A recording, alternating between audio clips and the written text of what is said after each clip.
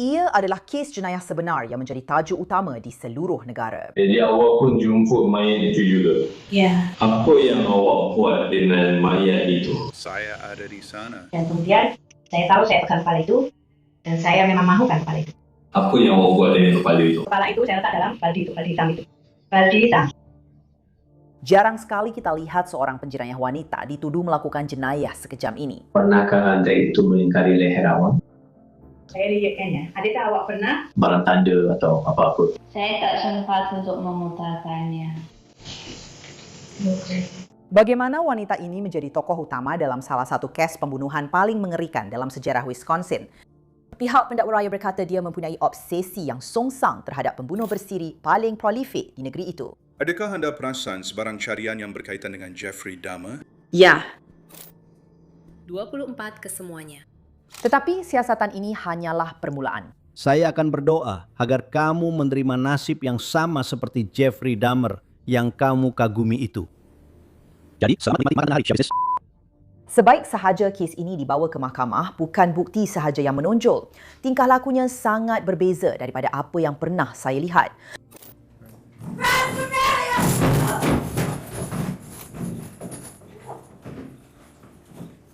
Saya Elizabeth Milner dan selamat datang ke episod Female Criminals ini. Anda tahu, saya telah melaporkan kes jenayah sebenar selama bertahun-tahun dan tidak pernah melihat kes seperti ini. Ia berlaku di Green Bay, Wisconsin, di mana kita akan bertemu penjenayah wanita minggu ini, Taylor Schabusiness. Taylor dilahirkan di Chicago, Illinois pada November 1997. Dan walaupun mempunyai nama keluarga yang akhirnya akan mendominasi dunia jenayah sebenar, dia sebenarnya tidak dilahirkan sebagai Taylor Schabusiness. Nama lahirnya ialah Taylor Denise Coronado. Menurut bapa Taylor, Arturo, zaman kanak-kanaknya agak normal. Selepas dikatakan tinggal di Chicago selama beberapa tahun, keluarganya berpindah ke Wisconsin ketika Taylor berada di darjah 4. Tetapi pada usia 11 tahun, dunianya berubah sepenuhnya. Selepas bertarung dengan penyakit yang berpanjangan, ibu Taylor, Marla Coronado, telah meninggal dunia. Apabila Taylor memasuki sekolah menengah, bapanya Arturo berkata dia mula bertindak di luar kawalan. Semasa tahun akhir persekolahan Taylor, dia dilaporkan dibuang sekolah kerana bergaduh dengan pelajar lain. Dia dihantar untuk tinggal bersama datuk dan neneknya di Texas untuk menamatkan sekolah menengah di sana dan dia berjaya tamat pengajian. Namun, akhirnya Taylor kembali ke Wisconsin dan di situlah dia bertemu dengan Warren Chabot. Kami tidak pasti bila penyalahgunaan dadah Taylor bermula, tetapi menurut keluarganya, penggunaan dadah Taylor semakin meningkat apabila dia mula bercinta dengan Warren selepas dia dikatakan memperkenalkan Taylor kepada dadah yang lebih berat seperti heroin dan metamfetamin. Selain menyukai dadah, mereka juga nampaknya saling mencintai. Menjelang Hari Valentine 2020, Warren Chabot dan Taylor telah berkahwin. Taylor Coronado kini menjadi Taylor Chabot, tetapi pasangan pengantin baru itu tidak lama menggunakan nama Chabot. Mereka akhirnya mengambil nama keluarga yang luar biasa, Schabusiness, sebagai nama akhir rasmi mereka, yang dikatakan tercetus semasa mereka berada dalam tempoh penggunaan dadah yang berat. Taylor terus bergelut dengan kesehatan mentalnya di tengah-tengah penggunaan dadah, dan tidak lama kemudian mendapati dirinya berdepan masalah dengan undang-undang. Menurut aduan jenayah pada tahun 2020, Taylor telah ditangkap kerana menyerang pegawai penguatkuasa undang-undang dan melawan ketika ditahan. Polis telah dipanggil untuk menangani seorang wanita yang didakwa berada di bawah pengaruh dadah dan mengetuk pintu-pintu. Apabila pegawai tiba, Taylor didakwa berkata dia berada di planet lain sekarang, bahawa dia baru sahaja menyuntik dadah dan kemudian dia dilaporkan menunjukkan kesan suntikan di lengannya kepada pegawai tersebut. Semasa insiden ini, Taylor didakwa menendang pegawai yang cuba menghalangnya daripada berjalan ke arah lalu lintas yang sedang bergerak. Tingkah laku dan kesihatan mental Taylor dilaporkan mencapai tahap kritikal. Ia sangat serius sehingga ayahnya, Arturo, merasakan dia perlu dibawa ke pusat psikiatri daerah. Dia memang tidak berada dalam keadaan mental yang waras langsung, jadi saya takut dia akan mencederakan dirinya sendiri. Sebab itu saya bawa dia. Kami berdua setuju, kami berdua pergi ke sana bersama-sama. Dan coba mendapatkan bantuan dan akhirnya melepaskan dia dan dia pulang ke rumah dan itu saja. Anda mungkin tertanya-tanya, kenapa ayah Taylor bergari dan memakai pakaian banduan? Pada masa dia memberi keterangan, dia sedang menjalani hukuman penjara 12 tahun atas kesalahan serangan seksual tahap kedua terhadap seorang kanak-kanak. Satu pertuduhan yang dilaporkan tidak dibantahnya. Okey, adakah dia diberikan ubat-ubatan dan perkara seperti itu? Dia ada pada malam itu, tidak. Tapi ya, dia memang ada mengambil beberapa ubat yang dia tidak ambil sebelum ini. Dia memang tak pernah suka ambil pil-pil tu. Maksud saya, pil-pil tu buatkan dia jadi lebih teruk lagi. Adakah ubat-ubat tu menyebabkan dia berhalusinasi atau menimbulkan masalah kepada dia? Saya rasa semuanya bermula dengan seracol yang diambil dulu. Saya tak begitu faham tentang ubat-ubat grade 50 tu, tapi ubat-ubat tu memang tak pernah terasi langsung dengan dia. Menurut dokumen mahkamah, Taylor dimasukkan ke hospital selepas cubaan bunuh diri pada April dan Mei 2021. Doktor dilaporkan mendiagnosis dia dengan PTSD dan gangguan bipolar. Pada tahun yang sama, dia melahirkan anak Warren, tetapi nampaknya mereka tidak pernah dapat membesarkan anak mereka bersama. Saya telah mencari melalui rekod di Jabatan Pembetulan Wisconsin. Ia menunjukkan pada Mei 2021, Warren menjalani hukuman penjara kerana melanggar parolnya. Kemudian dia dilaporkan mula menjalani hukuman atas tuduhan dadah persekutuan. Warren dan Taylor masih sah berkahwin walaupun Warren berada di penjara. Tetapi Taylor tidak mampu membesarkan anak seorang diri, jadi anaknya berpindah ke Texas untuk tinggal bersama datuk dan nenek Taylor. Taylor tetap tinggal di Wisconsin. Dengan Warren kini di penjara, Taylor berhubung semula dengan seorang kawan lama dari sekolah. Namanya ialah Chet Terrien. Keluarga menggambarkan Chet sebagai seorang yang lemah lembut, baik hati dan penyayang. Tetapi sama seperti Taylor, dia juga dikatakan menghadapi masalah penyalahgunaan dadah.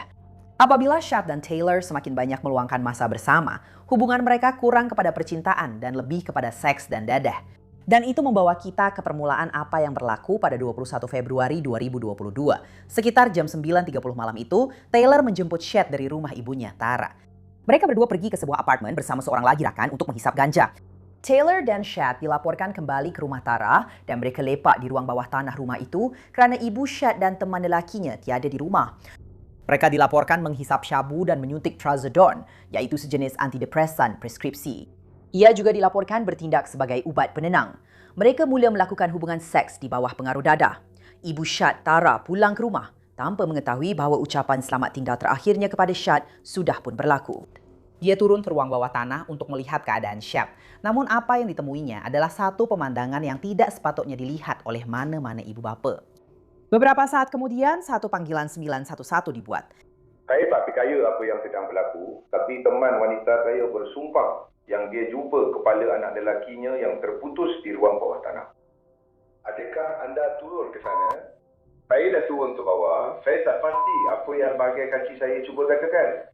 Saya sila pergi, saya dah teknik. Anda sedang mendengar suara Steve Hendricks, teman lelaki kepada ibu Chet, Tara. Anda kata anda dah turun ke bawah, betul? Ya, dan saya tengok terowong tu, tapi saya tak nampak dengan jelas dan saya tak pasti apa benda tu sebenarnya.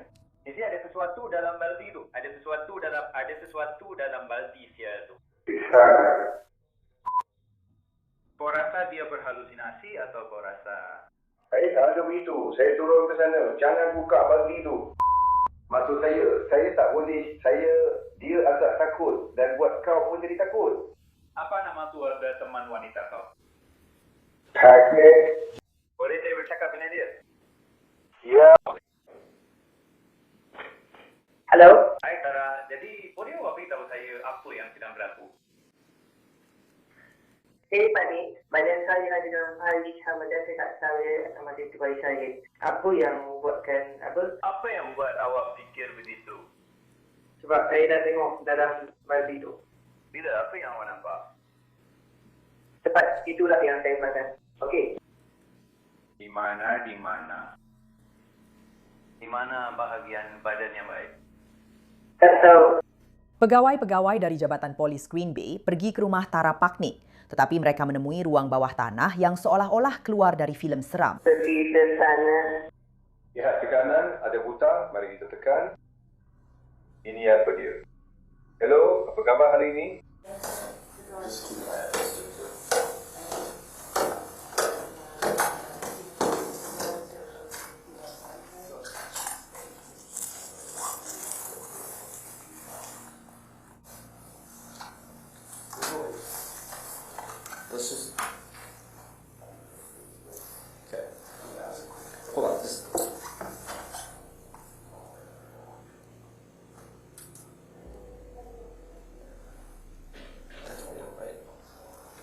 Tidak lama kemudian, sangkaan terburuk mereka disahkan. Saya tahu awak sibuk di sana, tapi ini sebenarnya apa yang akan berlaku. Ia bukan akan jadi kes 961 atau kes 96. Jadi kita akan perlukan lebih banyak unit di sini.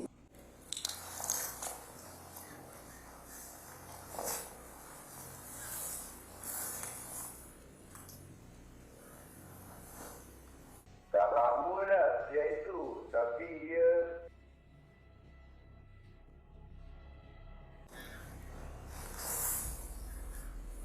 sejak saya buat ini dah lama. Saya tak tahu apa perkataan yang sepatutnya digunakan.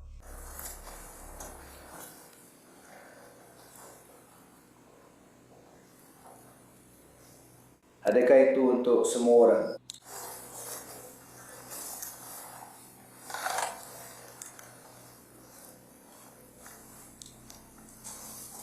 No for right now.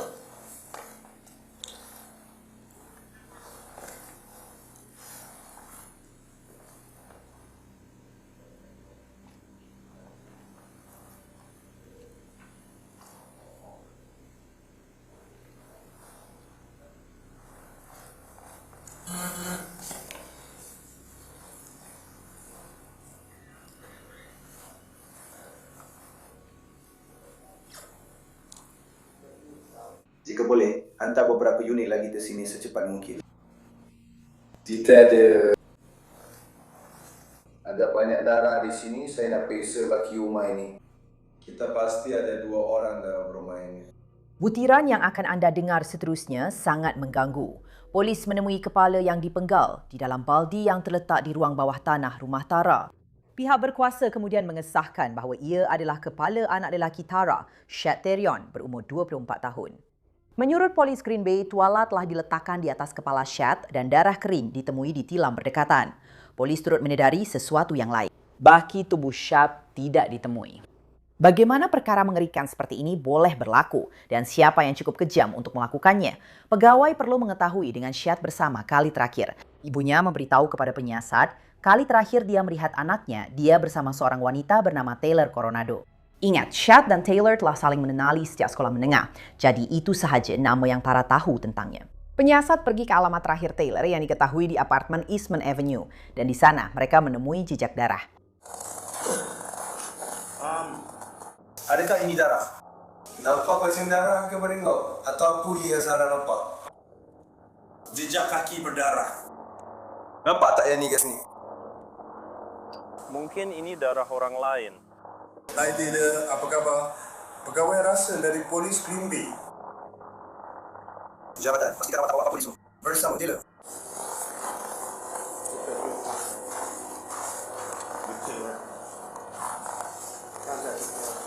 Taylor, rawat dia jadi tukang kalau rawat.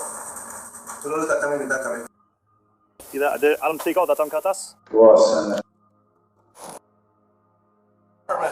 112 yang mereka jumpa bila mereka kembali. Beritahu kami bila semuanya sudah selesai. Leah. Pegawai-pegawai meletakkan Taylor di tempat duduk belakang kereta peronda.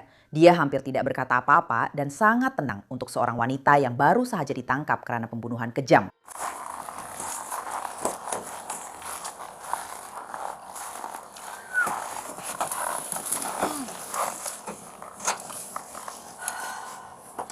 Selepas tiba di balai polis, dia dibawa ke dalam bilik soal siasat di mana detektif mula menjalankan proses pengumpulan bukti seperti biasa.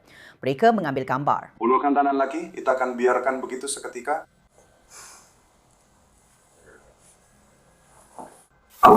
Di sini. Baiklah. Boleh awak. Tolong buat untuk saya. Dia akhirnya menanggalkan pakaian biasa dan memakai pakaian seragam penjara. Dia dibacakan hak Miranda dan mengatakan dia bersedia untuk bercakap dengan detektif. Biasanya dalam soal siasat, anda akan lihat penyiasat perlahan-lahan memulakan soalan. Tetapi tidak dalam kes ini. Mereka perlu tahu apa sebenarnya yang berlaku di ruang bawah tanah itu. Mereka telah menemui beberapa perkara yang agak mengganggu di rumah itu. Betulkah? Ya. Banyak darah. Di mana bahagian badan yang lain? Ia ada di sana. Ia ada di rumah dia. Adakah ia di dalam rumah? Ia ada di rumah dia. Okey. Ada sesiapa yang ambil dia? Itu soalan yang bagus sebab saya tak ingat apa-apa masa tu. Kau rasa mayat tu masih ada di sana? Saya tak nampak sebab kenapa tidak, kecuali kalau mayat tu tiba-tiba bergerak sendiri, yang mana memang boleh jadi. Kau tahu, saya tahu. Apa pendapat kau tu? Atau kau tak ada pendapat? Saya memang ada betul-betul di sebelah katil tu. Saya sedang berpeluk dengan dia di sebelah katil. Kau buat apa? Saya sedang berpeluk dengan dia di sebelah katil. Betul ke apa yang kita dengar ni? Taylor Shabusiness bukan saja mengaku dia bunuh Shad, tapi dia juga berpeluk dengan mayatnya lepas tu. Saya tak pasti ada rantai ni. Ada benda rantai ni kan? Dan kemudian, ya macam saya main-main dengannya. Okay. Dan macam kami sedang merokok kan? Dan kemudian, saya pasti saya terus dalam menerangkan sesuatu.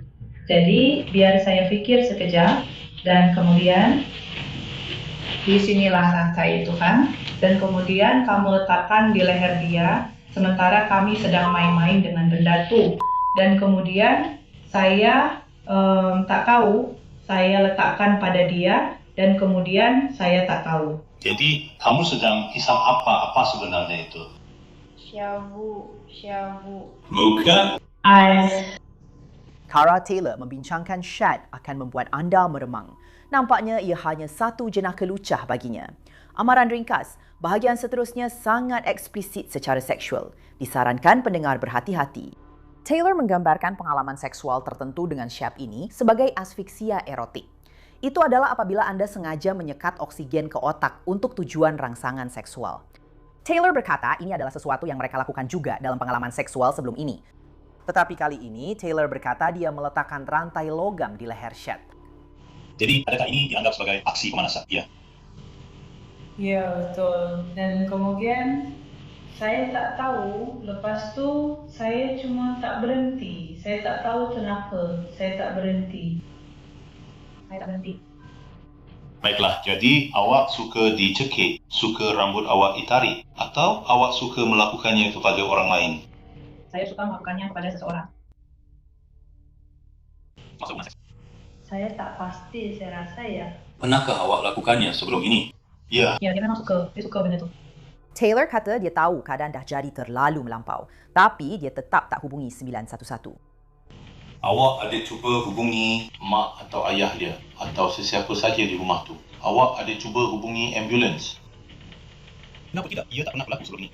Jadi... Awak mahukan dia. Awak tak mahu. Saya cuba faham apa yang awak mahukan. Awak mahu dia mati atau dia yang mahu? Saya cuba untuk faham. Saya sebenarnya tak mahu dia mati. Tapi dia tetap mati. Dia ada dalam badan saya, tapi macam benda tu berlaku lagi. Benda tu berlaku lagi. Tapi kemudian awak rasa perlu cuba tolong dia tak? Berhenti mencekik dia atau panggil ambulans. Awak tak rasa perlu buat begitu? Saya tak tahu kenapa ia berlaku terlalu pantas. Dalam kata-kata Taylor sendiri, dia sentiasa mempunyai falsafah yang gelap dan songsang tentang kematian. Saya tak tahu. Macam inilah sifat dalam diri saya. Macam saya sentiasa ada, awak tahu macam pernah tak awak sayang sesuatu sangat sampai awak bunuhnya. Macam ia berlaku pada saya. Itulah perasaan yang saya ada. Saya sayang sesuatu sangat sampai saya membunuhnya. Macam saya sayang sangat dan kemudian saya membunuhnya. Itulah yang berlaku pada saya. Pengakuan yang tidak boleh dibuat oleh Taylor mungkin akan membuatkan anda sukar tidur malam.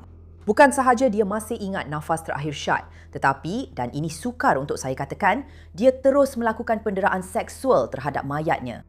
Jadi awak pun jumpa mayat itu juga? Ya. Jadi apa yang awak buat dengan mayat itu? Saya ada di sana dan kemudian saya entah di mana. Ya. Mereka semuanya ada di dalam rumah. Entah di mana? Macam, ya. Ruang bawah tanah, di tingkat atas, di bawah, sudah tentu. Di ruang bawah tanah. Saya berada di bawah tanah bersamanya. Dan kemudian saya tahu saya pegang kepala itu. Saya mahukan kepala itu. Adakah awak bawa sesiapa masuk? Ia ada dalam van. Ia. Apa itu? Mungkin ia kaki. Saya rasa itu kaki. Dan kaki. Mungkin. Saya tak pasti. Saya masuk. Saya kena bawa semuanya. Dan kemudian saya macam, aduh. Ia jadi bersepah. Jadi saya tinggalkan saja. Saya jadi malas dan itulah akibatnya. Jadi saya macam itu saja. Jadi mungkin akan ada tapak kaki atau kaki dalam van itu. Dan kemudian apa yang kamu buat dengan kepala itu? Saya terlupa yang itu ada dalam van, jadi ya. Apa yang kamu buat dengan kepala itu? Kepala itu saya letak dalam baldi hitam itu. Baldi hitam. Selimut di atas. Oke. Dan kemudian apa yang tinggal di situ? Adakah awak tinggalkan? Tinggalkan kepala. Ia masih dalam baldi. Ia betul-betul di tepi tangga. Bila kami sampai ke situ, saya tahu ia memang pelik. Jadi, saya tak boleh ambil risiko itu. Saya cuma berada dalam bilik. Tapi bila awak mula, awak tahu memotong-motong mayat dia. saya tak pasti, macam saya betul-betul macam saya sedang mengisap dan memotong pada masa yang sama. Kami tak pasti apa yang menyebabkan pertukaran pakaian itu. Tapi detektif lain dalam bilik itu mahu lebih banyak butiran tentang apa yang Taylor lakukan pada badan Shep. Tapi awak tahu. Awak tak fikir awak potong di bahagian siku? Ya, okey, awak potong putus kelulu lengan di bahagian siku. Harap begitu.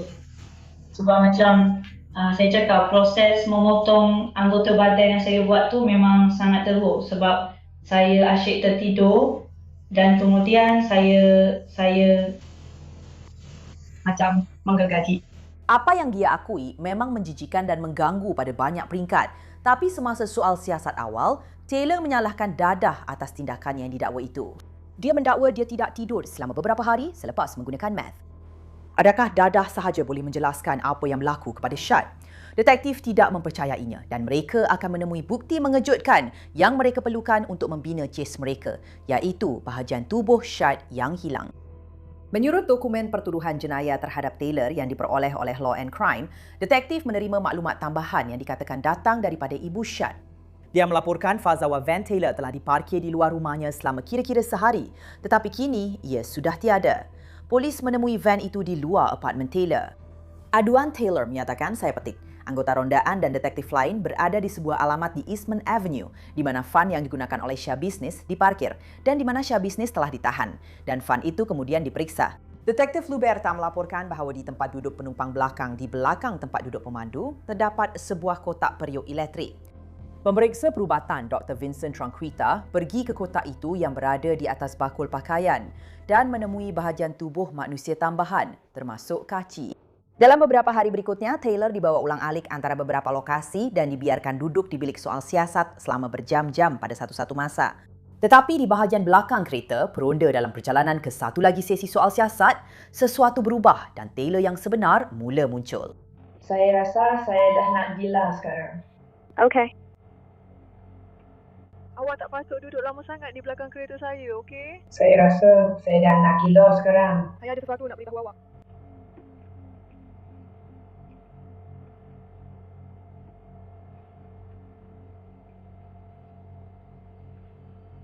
Saya sumpah dengan Tuhan, saya akan... Walaupun ketika dia dibawa ke balai polis, tingkah lakunya tidak berubah. Kadang-kadang dia malah kelihatan memandang terus ke kamera kereta peronda, seolah-olah dia sedar dirinya sedang dilakam. Benci mereka semua. Benci mereka semua.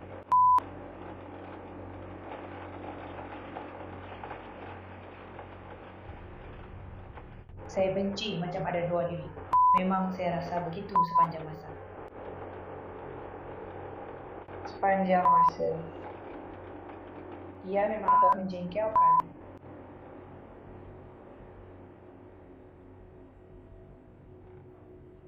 Saya tak sabar keluar dari sini saya. Hanya di sini untuk... Ya, saya sedang menghadapi masalah sekarang sebab saya tak boleh nampak. Saya langsung tak boleh nampak dengan jelas, tak pernah. Ini satu masalah. Saya tak boleh nampak dengan jelas. Saya ada masalah dengan mata saya sekarang. Saya tak boleh nampak dengan jelas. Langsung tak boleh nampak. Saya langsung tak boleh nampak. Boleh tak awak keluarkan saya dari kenderaan ini? Ya Allah.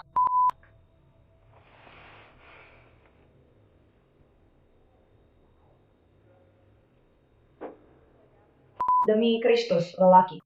Dia dibawa kembali ke bilik soal siasat pada 28 Februari. Dalam laporan autopsi yang dilakukan oleh pemeriksa perubatan Dr. Trangkita, satu lagi butiran yang mengganggu muncul. Jadi, detektif bertanya kepada Taylor tentang perkara itu. Seperti yang ditanya oleh pemeriksa perubatan kepada saya, adakah dia pernah mempunyai pengalaman seperti menjadi penyembelih atau apa-apa yang berkaitan, atau kerja pemprosesan atau memburu rusa atau apa-apa yang serupa? Tidak. Okey, boleh awak jelaskan awak tahu ada beberapa perkara yang dia nampak membuatkan dia terfikir mungkin awak pernah ada pengalaman dengan perkara-perkara seperti itu sebelum ini? Jadi awak tahu jelas sekali masa kita berbual sebelum ini, dia beritahu kami apa yang berlaku dengan dan ruang bawah tanah ibu dia. Salah satu perkara yang kami tak mahu bincangkan terlalu banyak, kami ada sentuh sedikit, iaitu adakah? Adakah itu sebabnya?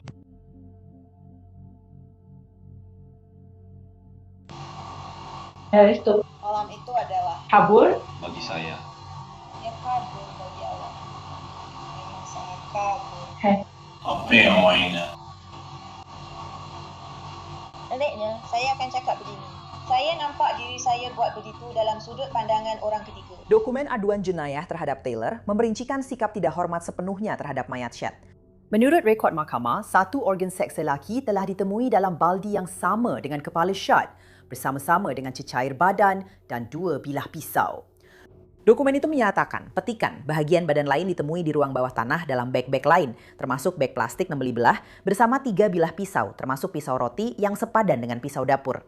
Di dalam sebuah bekas simpanan, satu bahagian atas badan telah ditemui. Bahagian atas badan itu mempunyai banyak kesan potongan keras di tempat kepala dipisahkan, sepadan dengan kepala yang telah dipisahkan. Turut ditemui dalam bekas itu ialah pisau ukir yang sepadan dengan pisau dapur dan beberapa organ dalaman. Semasa soal siasat kedua Taylor, dia berkata sesiapa sahaja yang bertanggungjawab melakukan perkara ini kepada Shad patut dipenjarakan seumur hidup. Maksud saya, seperti yang awak katakan, jika seseorang membunuh seseorang dan memotong-motong mereka, adakah awak bayangkan orang itu benar-benar akan masuk penjara? Ya, benda ni memang. Dan dia terus marah macam, saya pun tak tahu. Macam, saya, ya Tuhan. Adakah kenyataan itu akan membawa maksud yang berbeza apabila kes ini dibawa ke mahkamah? Taylor Shabusiness didakwa dengan satu pertuduhan pembunuhan sengaja tahap pertama, satu pertuduhan mencacatkan mayat dan satu pertuduhan serangan seksual tahap ketiga. Ia ditahan di penjara daerah Brown. Ikat jaminnya ditetapkan sebanyak $2 juta tunai. Walaupun Taylor mengaku dalam soal siasat bahawa dia membunuh Shad, dia mengaku tidak bersalah atas alasan tidak siuman. Apabila butiran mengerikan tersebar di berita dan dalam talian, ramai yang sukar memahami bagaimana seorang wanita yang juga seorang isteri dan ibu boleh melakukan jenayah sekejam itu. Pada 17 Mac 2022, seorang hakim Mahkamah Litar daerah Brown memerintahkan Taylor menjalani penilaian mental. Oleh kerana pembelaan Taylor adalah tidak bersalah atas alasan tidak siuman, pakar kesihatan mental perlu menilai sama ada dia benar-benar layak untuk dibicarakan. Pada mulanya, Hakim Thomas Walsh memutuskan Taylor layak untuk membantu dalam pembelaannya sendiri. Taylor hadir di Mahkamah Daerah Brown pada hari Valentine 2023 untuk satu pendengaran. Hakim Walsh memutuskan perbicaraannya akan ditangguhkan. Tetapi sejurus selepas membuat keputusan itu, tiba-tiba semua mata tertumpu kepada Taylor apabila dia mula menyerang peguam bela di hadapan hakim. Tidak jelas sepenuhnya mengapa Taylor menyerang peguamnya. Kita hanya boleh membuat spekulasi. Mungkin kerana hakim menangguhkan perbicaraan, mungkin juga disebabkan tekanan dan perhatian yang hebat terhadap kes ini. Atau mungkin juga kerana hari ini menandakan ulang tahun perkahwinan ketiga Taylor dengan Warren. Walau apapun, peguam Taylor, Quinty Jolly berkata, hubungannya dengan Taylor telah rosak dan tidak dapat diperbaiki lagi. Dia memfailkan permohonan untuk menarik diri daripada kes Taylor. Pada 27 Februari 2023, hakim meluluskan permintaannya. Taylor diberikan seorang peguam baru yang dilantik oleh mahkamah, Christopher Froelich. Dan sekarang satu lagi pendengaran dijadualkan pada 24 Mac 2023. Selepas Taylor menyerang peguam yang terdahulu di mahkamah, hakim memutuskan bahawa dia layak untuk dibicarakan walaupun terdapat bantahan daripada peguam barunya. Beberapa bulan kemudian, pada Julai 2023, hakim memberikan kebenaran kepada Taylor untuk mengadakan satu lagi pendengaran bagi menentukan kelayakannya untuk dibicarakan. Semasa pendengaran bagi menentukan kelayakannya untuk dibicarakan pada Julai 2023, saksi pakar memberikan gambaran tentang pengalaman mereka bersama Taylor Shabusiness. Seorang pakar psikologi khususnya menceritakan satu insiden di mana Taylor didakwa telah membaling kerusi ke arahnya. Kemudian apabila saya memulakan temu bual, saya seperti biasa bertanya tarikh lahir dan bangsanya. Dia kemudian tiba-tiba bangun dari kerusinya dan menjerit. Lalu pergi ke sudut bilik, mengambil sebuah kerusi, nasib baik ia kerusi plastik, dan kemudian dia membalingnya ke arah saya dari seberang bilik. Ia tidak mengenai saya. Dia kemudian duduk semula dengan tenang dan saya menekan loceng untuk memanggil pengawal. Dan mereka mengambil masa beberapa minit untuk sampai ke situ. Sementara itu, saya juga duduk semula dan kemudian bertanya kepadanya mengapa dia melakukan perkara itu. Saya perasan tindak balas fisiologi dia agak pelik sebenarnya. Dia langsung tiada tindak balas.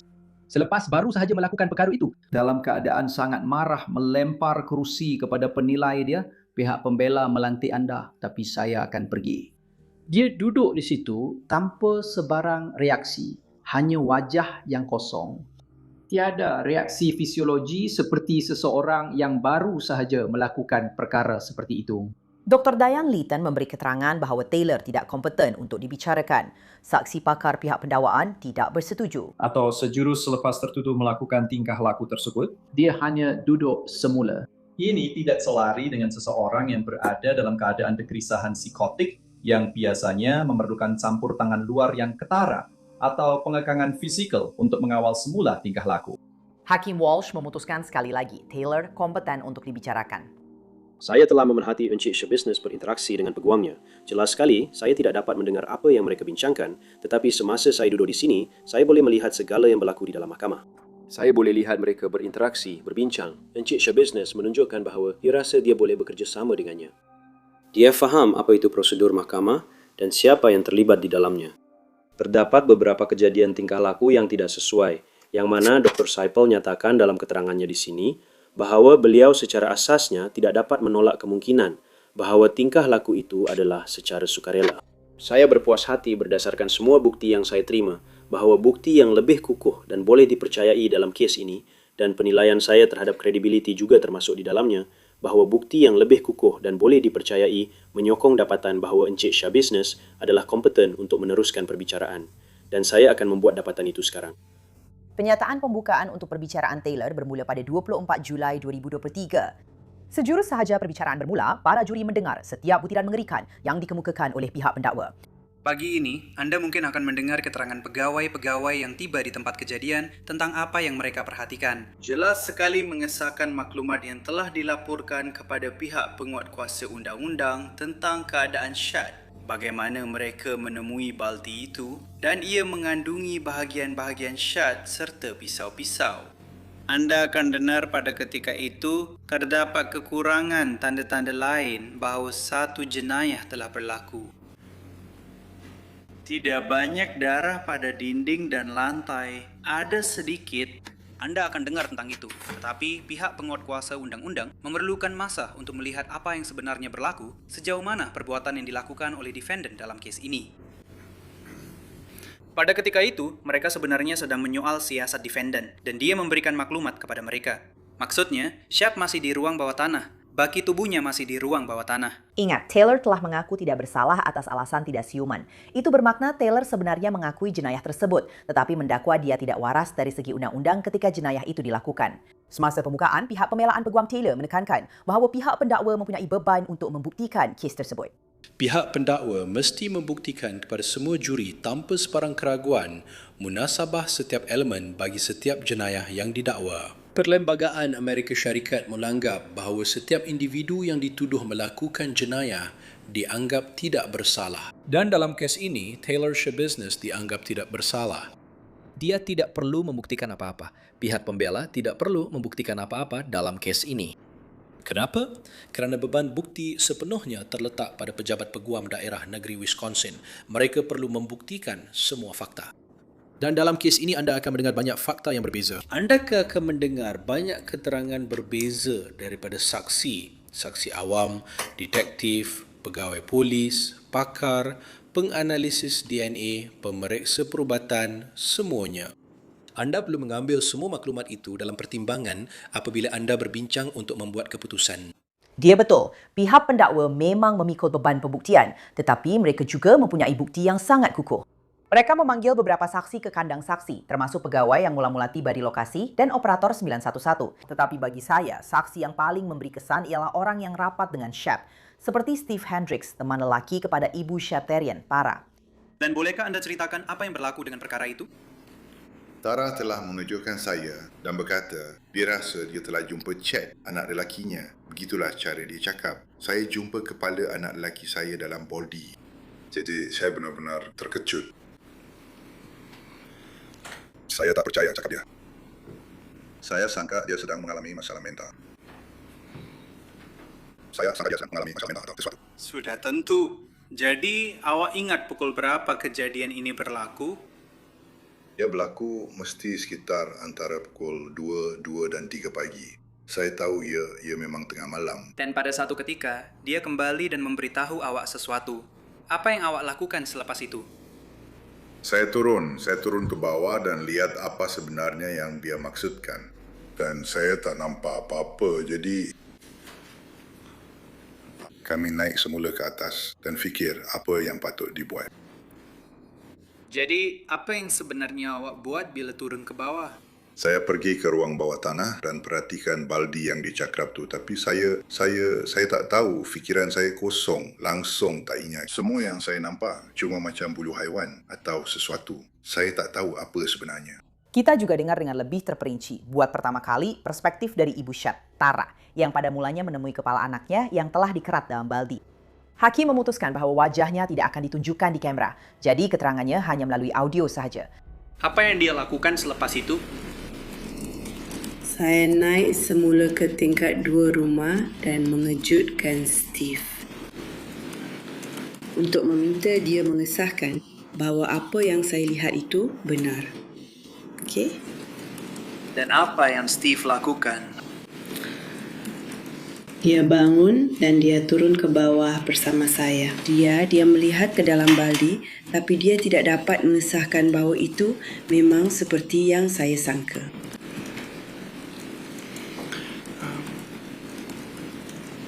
Apa yang awak dan Steve lakukan selepas itu? Kami naik semula ke tingkat 2 kerana di situlah telefon kami dicas. Dan kami memutuskan sama ada kami akan menelefon 911 atau nombor bukan kecemasan. Saya tak dapat bayangkan menemui sesiapa dalam keadaan begitu, apatah lagi seseorang yang saya sayangi. Ada seorang lagi saksi yang hakim putuskan tidak akan ditunjukkan di kamera, iaitu saudara perempuan Shad, Eva. Dia memberi keterangan bahawa dia sebenarnya berada di rumah, mungkin pada masa yang sama dengan Shad dan Taylor. Pada satu ketika, adakah awak dengar orang lain di dalam rumah itu? Ya. Apa yang awak dengar? Saya cuma dengar bunyi tapak kaki di bawah. Bila awak cakap di bawah, maksud awak tangga dari tingkat 2 ke tingkat 1 atau tangga dari ruang bawah tanah naik ke tingkat 1? Tangga dari ruang bawah tanah ke tingkat 1. Adakah itu sesuatu yang anda dengar dengan kerap sepanjang hari itu? Ya. Bagaimana pula dengan suara orang? Adakah anda mendengar sebarang suara orang pada malam 22 hingga 23 hari bulan? Saya dengar suara seorang perempuan. Adakah anda tahu siapa itu? Tidak. Adakah anda pernah melihat seorang wanita di kediaman pada tarikh itu 22 atau 23 hari bulan? Tidak. Adakah anda ingat secara khusus apa yang telah dikatakan oleh suara wanita itu? Tidak. Adakah anda dengar satu suara, dua suara, atau lebih daripada dua suara? Hanya satu suara sahaja. Dan adakah anda tahu apa-apa tentang dengan siapa wanita itu bercakap atau jika dia bercakap dengan sesiapa? Tidak. Pada satu ketika, adakah anda tertidur pada malam 22 hingga 23 hari bulan? Ya. Dan bagaimana anda dikejutkan pada hari itu? Saya dikejutkan dengan ketukan kuat di pintu saya daripada pihak polis. Apa yang berlaku apabila polis mengetuk pintu anda dengan kuat? Saya terjaga dan mereka suruh saya pergi ke dapur. Selepas hari yang penuh emosi dengan keterangan daripada keluarga Shad, keesokan harinya tumpuan kembali kepada bukti fizikal. Pihak pendakwa memanggil Dr. Vincent Tranquita ke kandang saksi. Beliau ialah pakar perubatan yang menjalankan otopsi ke atas Shad. Pada pendapat perubatan saya, punca kematian Shad Tarian adalah akibat jerutan dan cara kematian adalah pembunuhan. Dr. Tranquita memberi keterangan mengenai bukti fizikal yang mengerikan yang beliau perhatikan semasa otopsi Shad, seperti perubahan warna ungu, salur darah pecah dan pendarahan yang mendalam di leher. Keterangan itu sukar untuk didengar, tetapi pihak pendakwa percaya ia perlu supaya juri memahami sepenuhnya apa yang telah berlaku kepada Shad. Saya hanya ingin meneliti semula perkara terakhir itu, Doktor. Anda menyatakan di beberapa bahagian di mana anda melihat bukti pencekikan. Adakah bahagian-bahagian yang sama itu membolehkan anda membuat sebarang penentuan atau membentuk pendapat mengenai jumlah kekuatan atau tempoh masa kekuatan itu telah dikenakan pada leher? Bantahan, spekulatif, spekulasi. Saya rasa itulah peranan profesional beliau sebenarnya. Dunia yang sungguh pelik. Ini adalah daya yang sangat besar. Kita bukan bercakap tentang kecederaan pada struktur permukaan sahaja, contohnya kulit. Saya mendapati terdapat kecederaan pada otot yang sangat tebal di bahagian sisi leher. Saya mendapati terdapat kecederaan pada tisu lembut di bawahnya. Saya mendapati terdapat kecederaan pada semua tisu lembut yang mengelilingi leher. Dan saya juga mendapati terdapat pendarahan pada tisu lembut di bahagian hadapan tulang belakang serviks. Ini adalah pendarahan yang mendalam melalui pelbagai lapisan leher, selaras dengan penggunaan daya yang sangat kuat dan kecederaan yang teruk. Doktor, seperti yang telah kami dengar, jelas terdapat sejumlah besar mutilasi atau kerosakan teruk pada badan di beberapa bahagian yang berbeza. Boleh anda terangkan bagaimana anda semua dapat menentukan bahawa kecederaan potongan lain pada bahagian badan itu berlaku selepas kematian dan bukannya menyebabkan kematian Shad? Dalam pemeriksaan saya, terdapat banyak mutilasi pada badan selepas kematian. Dan saya percaya bahawa ini adalah mutilasi selepas kematian kerana tiada pendarahan yang berkaitan dengan kecederaan ini. Maksud saya, terdapat kecederaan yang sangat ketara. Saya mempunyai pelbagai trauma akibat objek tajam dengan banyak kesan tikaman, banyak tusukan, banyak luka hirisan pada kulit, luka dalam pada otot dan tendon, serta tisu lembut, luka dalam pada tulang. Tetapi semua luka ini adalah tidak berdarah. Dalam kata lain, tiada darah atau pendarahan yang berkaitan dengannya. Ini adalah selari dengan mutilasi selepas kematian. Dalam kata lain, tiada peredaran darah yang berlaku. Hanya sedikit darah yang masih tinggal dalam sistem vaskular. Semua ini adalah selari dengan badan yang dikerat-kerat selepas kematian. Pada pendapat perubatan saya, ini berlaku beberapa jam selepas kematian. Kita ada pemenggalan kepala, kita ada pemotongan anggota badan, kita ada pemotongan batang tubuh. Selepas itu, secara dalaman, badan telah dikeluarkan organ-organ dalamnya. Dalam kata lain, bahagian dalam badan telah diakses melalui pelbagai potongan, baik di bahagian abdomen dan di antara tulang rusuk, di mana organ mangsa telah dikeluarkan, kebanyakannya satu demi satu. Kita ada kes kastrasi pada si mati. Si mati juga telah dikastrasi. Terdapat kecederaan kesan tetakan pada tulang akibat dipotong atau digergaji.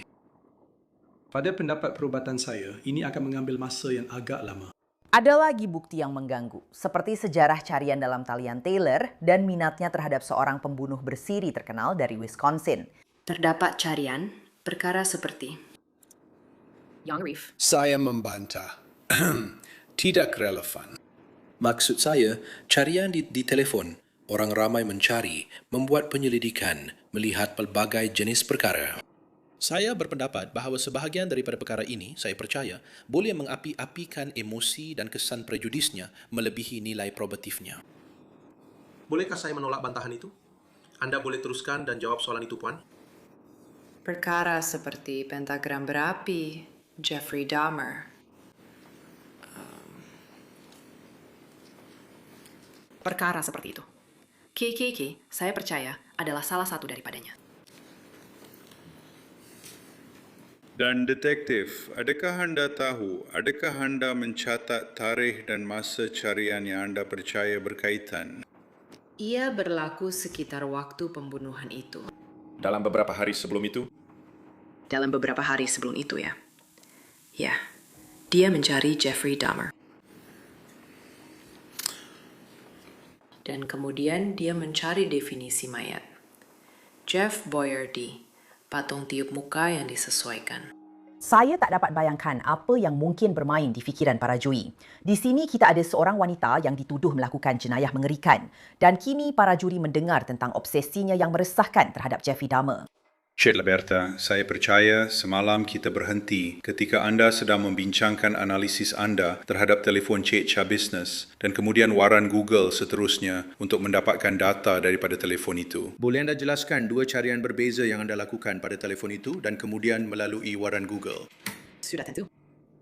Carian pertama yang saya lakukan pada telefon, iaitu peranti telefon bimbit itu sendiri, dilakukan pada 2 Mac dan itu hanyalah kandungan dalam telefon tersebut.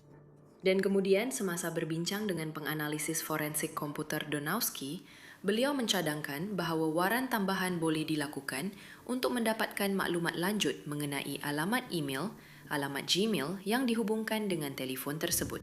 Dan itu akan menjadi satu waran yang berasingan dan carian yang berasingan.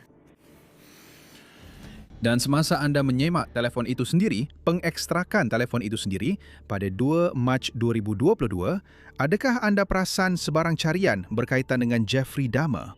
Ya. Adakah terdapat satu? Adakah terdapat lebih daripada satu? Berapa banyak?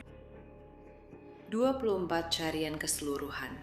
Antaranya Jeffrey Dahmer, Jeff Boyardee,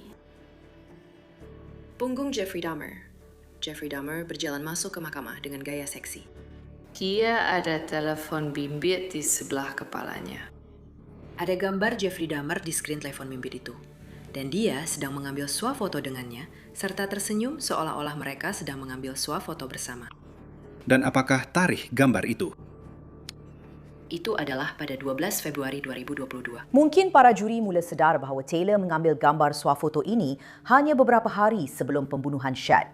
Keesokan harinya, pihak pendakwaan menutup kes mereka. Pihak pembelaan memutuskan untuk tidak mengemukakan sebarang saksi dan Taylor memutuskan untuk tidak memberi keterangan. Adakah anda faham?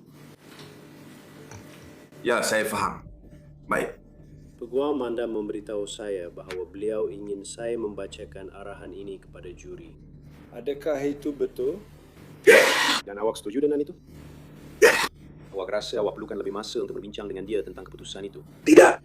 Okey. Dengan semua bukti telah dikemukakan, kini tiba masa untuk hujahan penutup. Ini ialah Caleb Saunders untuk pihak pendakwaan. Terdapat banyak perkara dalam temu bual itu, di mana tertuduh memberitahu anda dengan jelas apa niatnya dalam kes ini, betul? Wajahnya bertukar menjadi ungu, betul? Dia menerangkan perkara itu dan bagaimana dia batuk darah.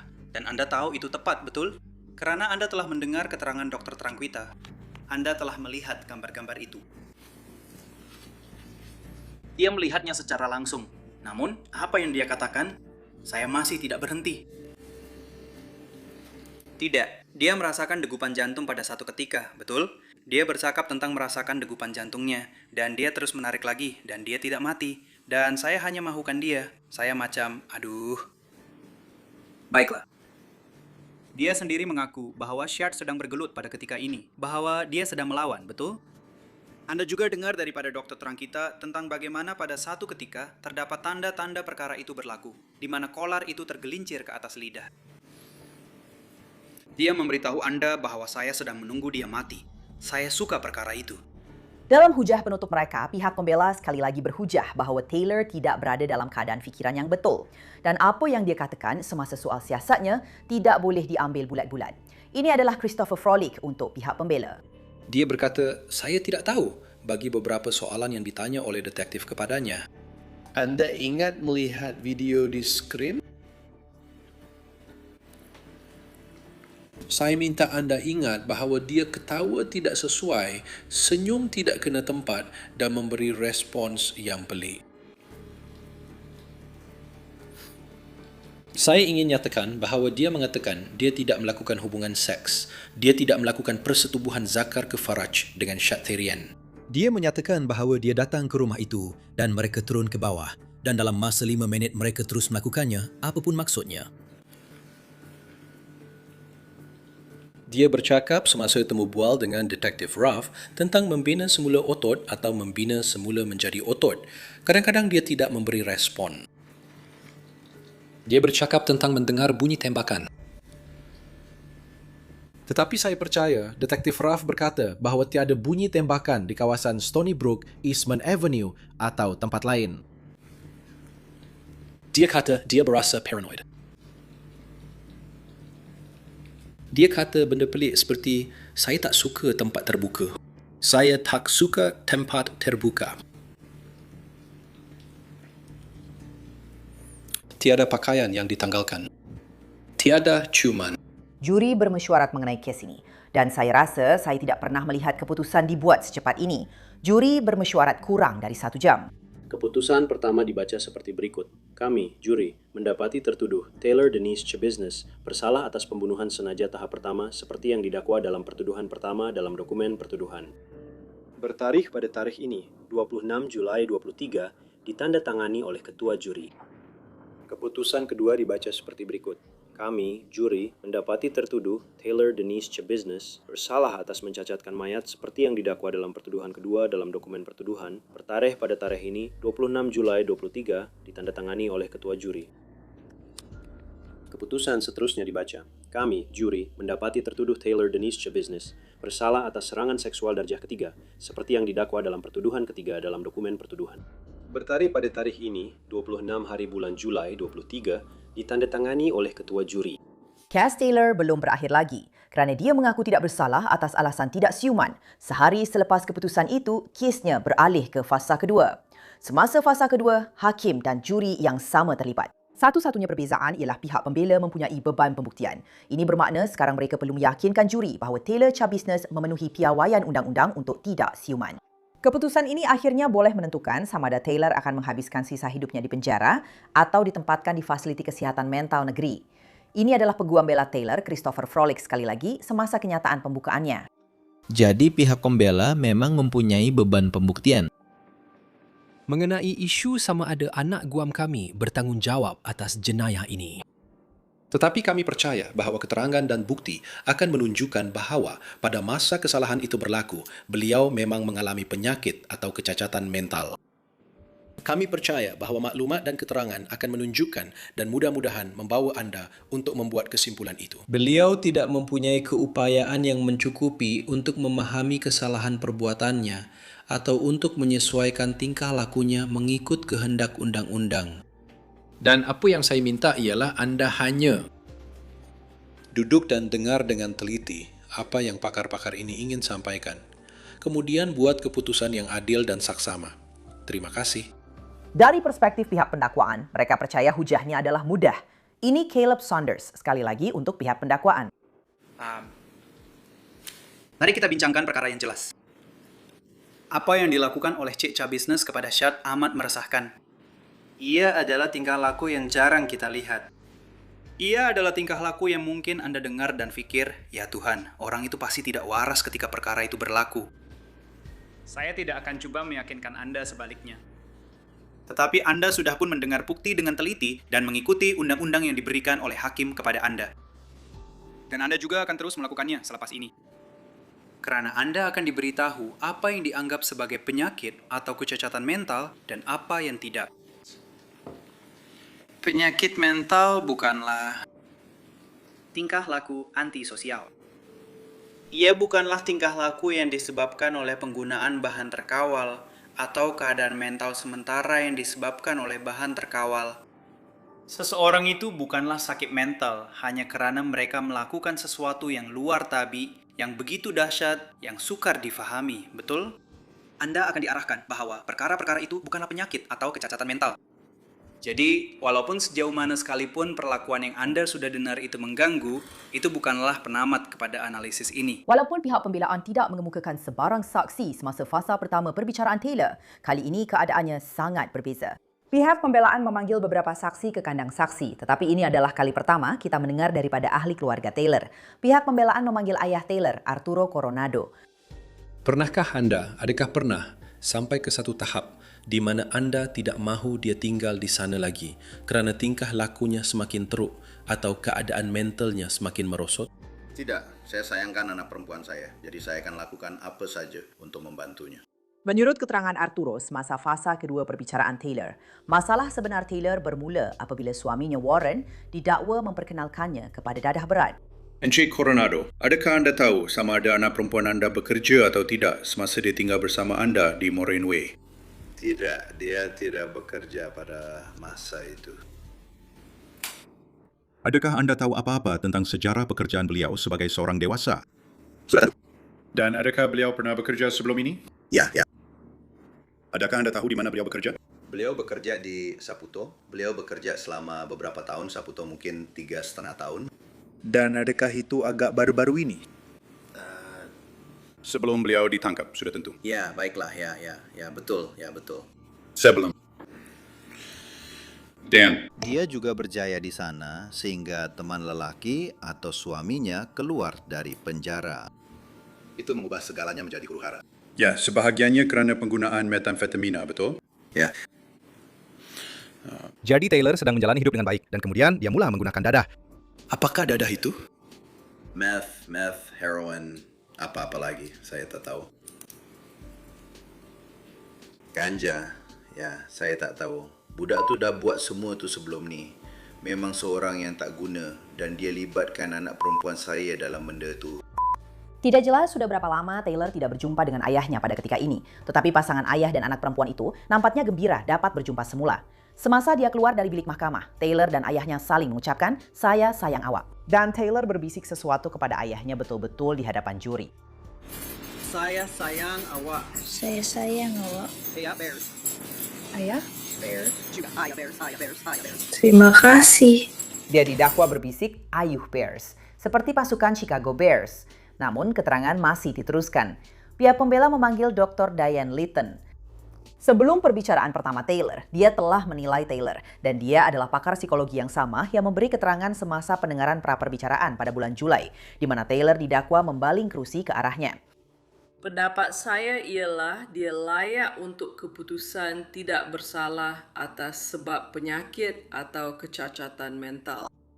Pendapat saya ialah dia tidak bertanggungjawab. Tidak bertanggungjawab kerana penyakit mental.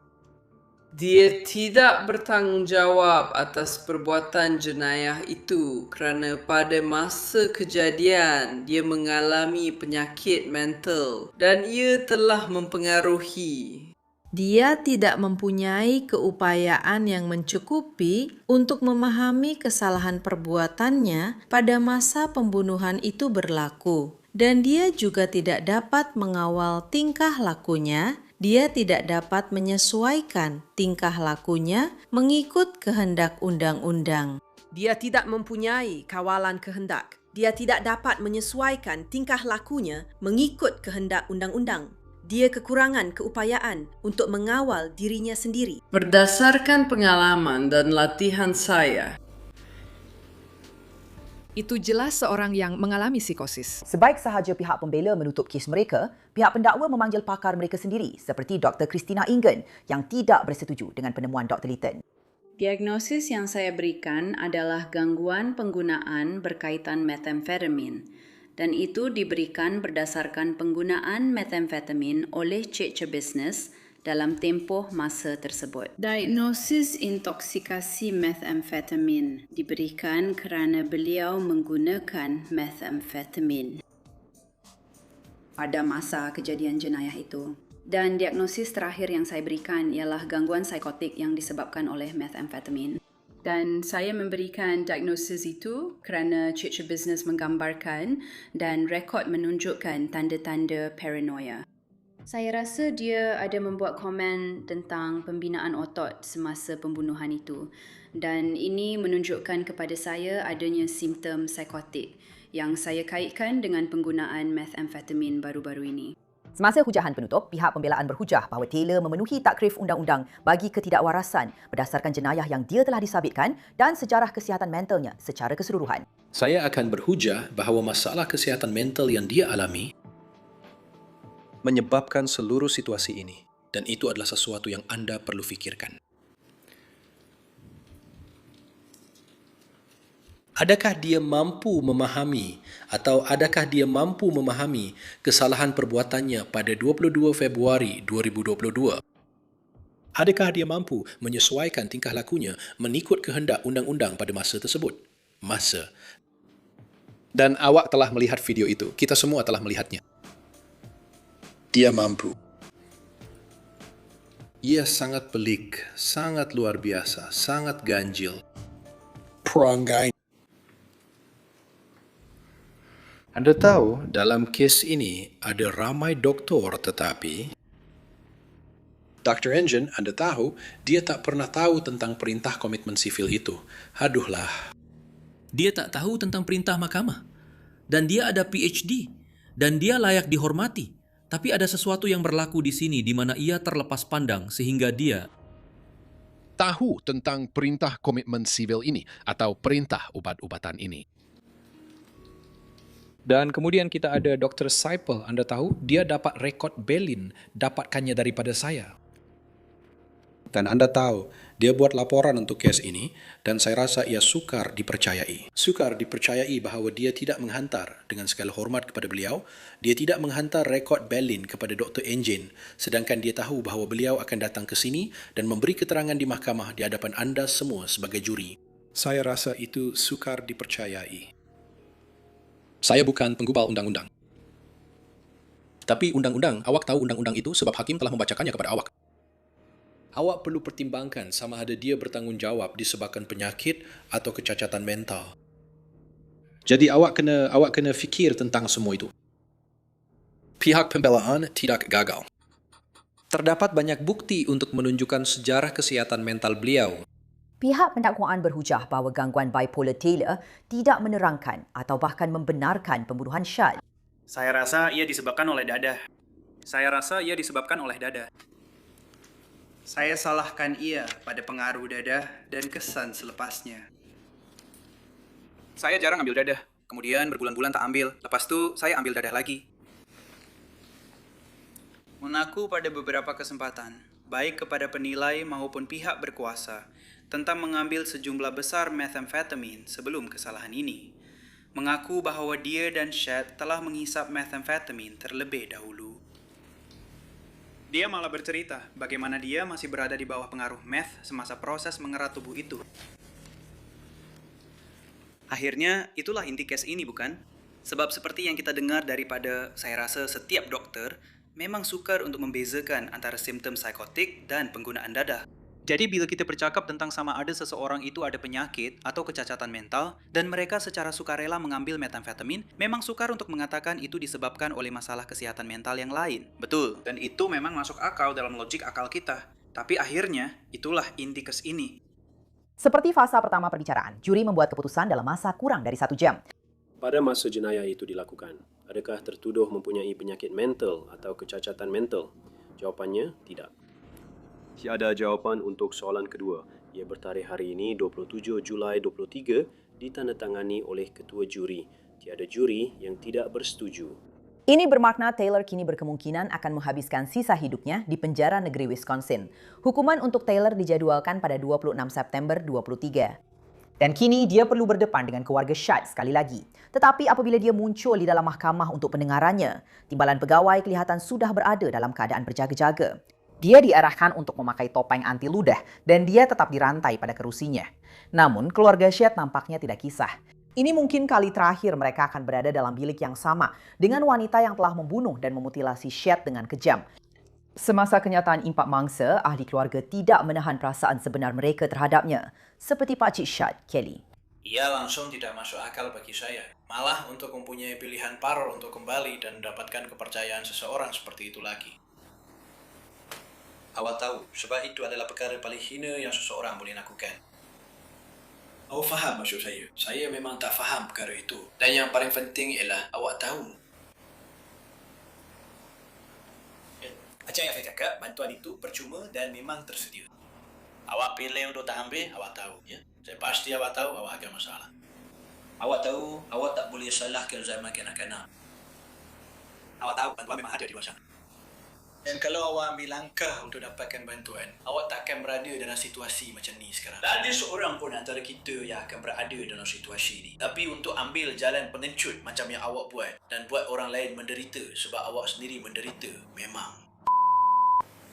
Jadi nama tu, Taylor, ia akan buang awak juga. Dan saya bukanlah seorang yang suka berdoa. Tapi, Selepas Hakim Walsh menjatuhkan hukuman hari ini, saya akan berdoa agar awak menerima nasib yang sama seperti Jeffrey Dahmer yang awak agungkan itu. Jadi, semoga awak menjalani hidup yang baik. Tetapi ayah Shad, Michael Terrion, mengejutkan semua orang dengan kenyataannya. Taylor, saya cuma nak cakap yang saya maafkan awak atas apa yang awak telah lakukan kepada anak saya. Dan ya, awak telah membuat pilihan yang salah dan sekarang awak kena tanggung akibatnya. Tapi awak tahu, saya akan rindukan Shad. Dia seorang anak yang hebat juga. Semasa membesar, dia sangat sopan santun dan sentiasa gembira. Dan saya tahu awak telah membuat pilihan yang salah. Dan seperti yang saya katakan, saya maafkan awak. Dan saya akan minta hakim kalau dia boleh, awak tahu, kalau dia boleh benarkan awak kembali bebas suatu hari nanti, awak tahu. Mungkin bukan dalam masa terdekat, tapi saya percaya semua orang membuat pilihan yang salah dan mungkin tidak sebesar ini, tapi saya rasa ada banyak harapan untuk awak. Saya rasa awak tahu awak boleh gunakan masa awak dan jadi orang yang lebih baik dan lakukan perkara hebat. Tapi awak tahu, jadi ada gunanya untuk saya membenci awak. Awak tahu, saya tahu. Saya tahu awak ada hati. Saya tahu awak ada akal. Saya tak berniat buruk pada awak. Dan saya harap segalanya. Saya harap segalanya berjalan lancar untuk awak. Itu saja yang saya nak cakap. Terima kasih. Untuk hukuman terakhir Taylor, pihak pendakwaan dan pembelaan masing-masing mempunyai cadangan mereka sendiri. Tetapi keputusan akhir terletak sepenuhnya pada hakim. Jenayah ini menyinggung nilai kemanusiaan.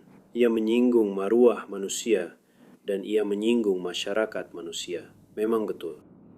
Apabila seseorang kehilangan nyawa tanpa sebab, ia adalah satu tragedi. Memang benar. Ia adalah satu tragedi untuk keluarga, rakan-rakan, dan masyarakat. Apabila nyawa diambil oleh seseorang dengan cara seperti dalam kes ini, di mana mayat mangsa dipotong dan dibungkus dalam bekas, sukar untuk mengenal pasti sifat kemanusiaan dalam perbuatan itu. Memang benar. Jadi keperluan untuk melindungi orang awam adalah faktor penting yang perlu diambil kira oleh mahkamah juga. Dan berdasarkan apa yang saya nyatakan tadi, saya rasa jelas bahwa memang ada keperluan untuk melindungi orang awam dalam kes ini. Seperti yang saya katakan, tingkah laku ini nampaknya sangat terasing daripada masyarakat manusia, sehingga sukar untuk diramalkan. Memang betul. Dan di tempat di mana kesalahan seperti ini, tindakan seperti ini, jenayah seperti ini, boleh berlaku tanpa sebarang tanda amaran awal, maka apa sahaja boleh berlaku. Di mana perkara seperti ini boleh berlaku, apa sahaja boleh berlaku. Oleh itu, orang awam memerlukan perlindungan. Hukuman adalah seperti berikut. Bagi kes 22 CF 363 pertuduhan pertama, yaitu pembunuhan sengaja tahap pertama sebagai pesalah berulang, ia adalah kesalahan feloni kelas A. Saya akan menjatuhkan hukuman penjara seumur hidup tanpa kemungkinan pengawasan lanjutan. Saya percaya itu adalah wajar berdasarkan dapatan yang telah saya buat. Bagi pertuduhan kedua, yaitu mencacatkan mayat sebagai pesalah berulang, feloni kelas F, saya akan menerima cadangan penulis siasatan prahukuman. 7,5 tahun penahanan awal diikuti dengan 4 tahun pengawasan lanjutan. Itu akan dijalankan secara berturut-turut selepas pertuduhan pertama. Bagi pertuduhan ketiga, serangan seksual darjah ketiga sebagai pesalah berulang, feloni kelas G, saya akan mengenakan 3 tahun penahanan awal diikuti dengan 4 tahun pengawasan lanjutan. Itu akan dijalankan secara berturut-turut selepas pertuduhan kedua dan pertuduhan pertama. Bagi kes pembatalan, saya akan mengenakan 1 tahun pemenjaraan bagi setiap pertuduhan tersebut. Hukuman itu akan dijalankan serentak dengan kesalahan-kesalahan lain. Velum Shibisna diarahkan untuk menjalani hukuman penjara seumur hidup di institusi pemulihan Tecumseh di Wisconsin. Sudah tentu, wanita yang sama yang menyerang peguamnya di mahkamah dan didapati bersalah membunuh rakannya dengan kejam, tidak lama kemudian terlibat dalam masalah lagi. Menurut laporan pada Julai 2024, Taylor dituduh menyerang kaki tangan penjara. Dia telah didakwa atas insiden tersebut. Rekod mahkamah dalam talian menunjukkan dia diwakili oleh peguam lain, Curtis Jolka, yang mula mewakilinya pada Januari 2025. Pada April 2025, dia hadir di Mahkamah Daerah Fond du Lac, di mana dia sekali lagi menyerang peguamnya di mahkamah.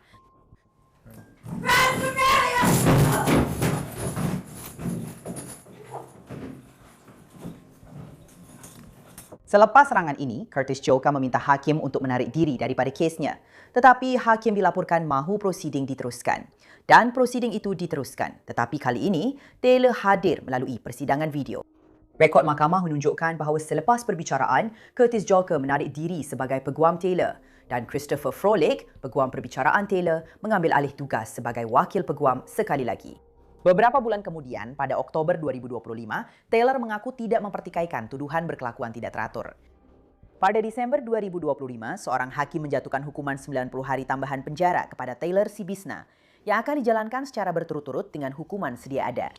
Rekod dalam talian dengan Jabatan Pembetulan Wisconsin menunjukkan dia masih dipenjarakan di institusi pembetulan Tecumseh. Ini adalah kes yang mengganggu dan sukar untuk dilaporkan dan saya ingin mengucapkan terima kasih kerana mendengar episod ini. Saya Elizabeth Milner dan kita akan berjumpa lagi di sini minggu hadapan dengan seorang lagi penjenayah wanita.